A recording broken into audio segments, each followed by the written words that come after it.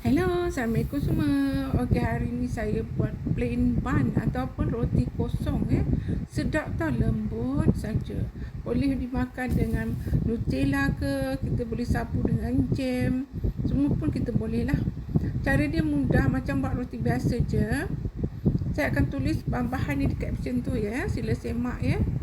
Lepas tu selepas keluar daripada oven, kita cepat-cepatlah sapukan roti ni dengan butter ya.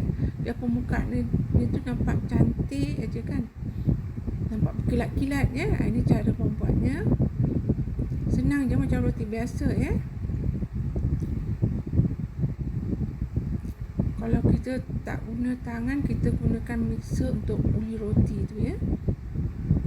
Begini, kita dah campur dah semua-semua kan. Kemudian kita uli sekejap dengan penguli roti.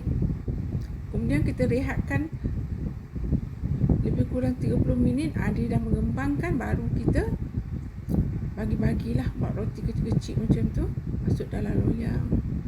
Kemudian sebelum kita bakar, kita sembuhlah dengan air ataupun susu, segar pun boleh. Ini selepas keluar daripada oven, sapu cepat-cepat dengan butter ya, biar nampak permukaan dia cantik, mulus saja kan. Okey, cantik kan? Okey, terima kasih kerana menonton. Selamat mencuba ya.